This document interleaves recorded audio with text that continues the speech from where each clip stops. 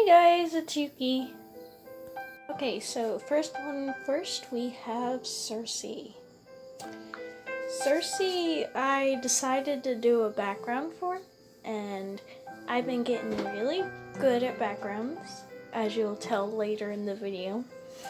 Cersei has been an ongoing character for me. I had a first one, which was the worst of them all. Then I got to a second, a third, a fourth, and this is, I believe, the fifth. So I wanted him to wear a mask like he always does, and the mask was a human mask and everything else. His most, I guess, characteristic features are his bow, which has this emerald thingy that has swirls in it, and then his long body, his very slender 7-ish foot body, the balloon that's tied to his neck, the stitch around his neck, the stitch that goes under his eye, well, his creepy eye at least, and the mask. Well, his features are he has green hair, a mask that looks like it's made out of the flesh of a human, a very grotesque-like face, and his skin is very dirt-like, as you can see. His claws are, well, his hands are claw-like, which is Ungus hands. He wears this red suit that, you'll see as well. Might have already did. His suit is a tailcoat, and yeah, he has a balloon tied to his head. I usually differ from a red balloon or a different balloon. I believe the last time I tried to do a black balloon, but forgot the black part was in the background. And yeah, so that's how he is. I tried to do his teeth like Dijon yellow and everything else, and then I blend stained it, which you won't be able to see because it's a small version of him. He was very easy to shade. It didn't take too much time to shade him. Just adding that background was the most difficult part, I guess you could say. As you can see right now, I'm making the background, which is the circus tent. I forgot, sorry.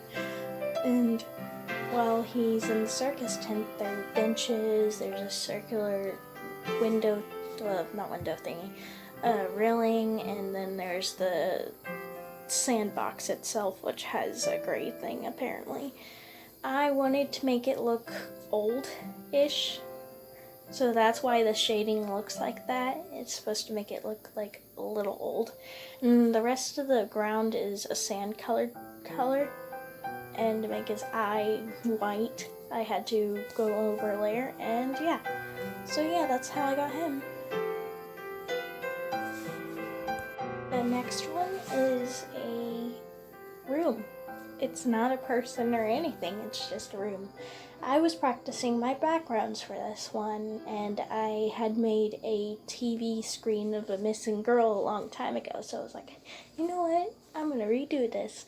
So I redid it, and as you can see, there's a lot more room in here by the sketch. There is going to be a picture, a shelf, a base, and a dresser, as well as the TV stand that looks like a cabinet, and a rug, and another rug. I was really on with the rugs. Well, anyway, I did a perspective, and I got this off of Lavender Town, who had used these TikTok videos that helped her, like, she did these TikTok trends, and yeah, so I kind of used that method, and that's how I got this little guy, and it's also how I got Cersei as well, which was the first in the video, and yeah. I also forgot one thing. I forgot that I was supposed to add your drawing stuff and everything on the intro, but oh well. I need to add an actual intro. If you guys have any ideas of how to do an intro, I'd like to know. Now with the screen, I was having trouble because usually I'm trying to make it like a news thing. So I added like this, I guess, these square boxes of where the news was and then the picture right in the middle. I kind of copy and pasted the pictures for each one of the girls, and I tried to make it more highlighted than the rest of the pictures, and then I titled it as Missing Girl Allison Castle, which I just made up the name, so I don't know. Anyway, so yeah, there's that one. Alright, this next one is a OC of my friends who I call Aashni. She asked me to do her My Hero Academia OCs, which I did. This one was named Muto. And let me go find Muto's name real quick. I have to find Aashni's messenger. Because I have met Aashni and apparently my internet doesn't like me today. So, hang on. Alright, so it didn't really seem much to you, but Muto is a Shiketsu student. I'm going a little far up because I just got her. Okay, her quirk is known as Mute. Quirk details is Muto has the ability to make someone shut up by locking eyes with them for 5 seconds. This lasts 5 minutes, and the longer she stares, the more constricted that person's windpipe gets. Her hero name is Hush, which I put Hush on her mask. So yeah, that's how that happened. I really like doing her, and I do gotta say I did use the a person as a reference, but I didn't completely copy. I just needed a little help with some parts, like for the shoe that will be coming up soon, or sooner or later. Then the hand, it may look like I was copying it, but I wasn't, because I was sitting there struggling for 5 minutes trying to figure it out. Nothing I really liked, and then I just drew it myself. And then for the shoes, I actually did use the person as a reference for her long boots, and the person has short boots, which was easier on me because it wouldn't be exactly copywriting. I just needed help with the heel. I struggled with her hair for quite the minute. She had quite the struggling hair. Right away I wanted Muto to have a mask. Because I knew her hero name was Hush, and she had a mute quirk. So I was like, what's something that could mute something, or like keep it lower in a tone? And I was like, wait, a mask. Because we're wearing masks nowadays, and I just thought a gas mask would make him quiet. Instead of 2 pigtails, I did 1, which was a ponytail, because I felt very strange about her being like having 2 pigtails and just sitting on a cloud of air. She was easily conceptive, and I really liked doing her hair and her outfit. It was very interesting and very new for me. I didn't really do full bodies in this position.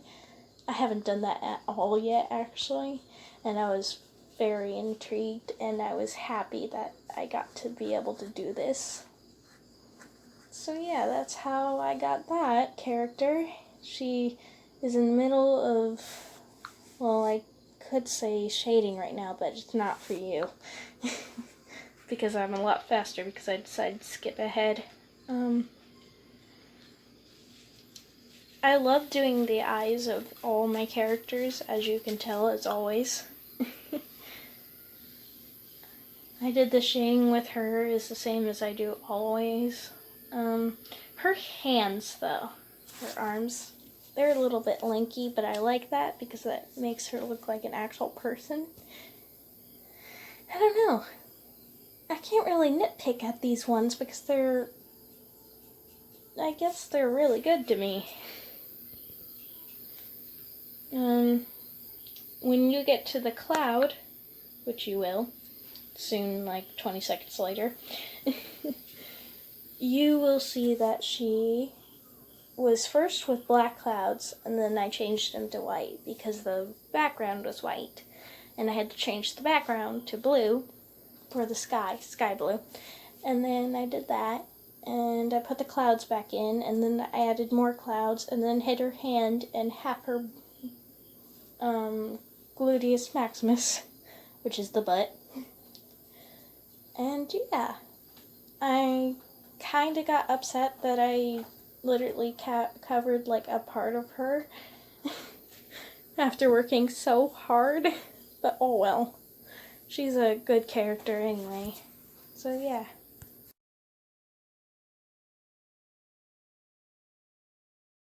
Okay, so these last four are, well, the first one is one of my friend Aashni, who I drew as a persona, because she asked me what she thought I thought she looked like to me, so I drew her in my style, which is also a combination of,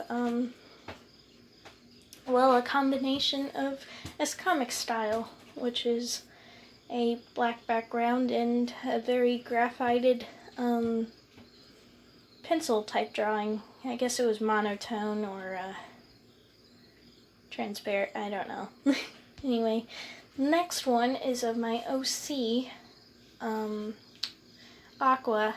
She was a very difficult character to do. For her hair had been messy for a reason, but I didn't want to keep the mess, but I also didn't want to lose the personality of her, so I kept her eyes colored and changed almost everything else. And then the last one, second to last actually, is as comic. Butterfly, in other words, I call her Butterfly because I nicknamed my friends. It was her birthday on the 31st, and I decided to make her a drawing for her, and I gave it to her. Now that I'm looking at it, though, I could have fixed that neck there. It's a little stiff. But she is pretty much too adorable for me. I love her. The last one is my insect sona. Oh dear, this one's gonna take a minute. The reason why I chose, as you can tell, a dragonfly is because I am a big dragon fan, and dragonflies are these very free creatures that pretty much just flies around and does a lot of things that I don't really understand yet because I haven't really looked them up, but I always thought of myself as a person who would be as free as a fly, and then I guess my strength and my own capabilities is as strong as a dragon. So, plus dragons are one of my favorite animals, other than penguins, which you can obviously tell because I have a penguin addiction. So yeah, that's my insect sona. And that is all.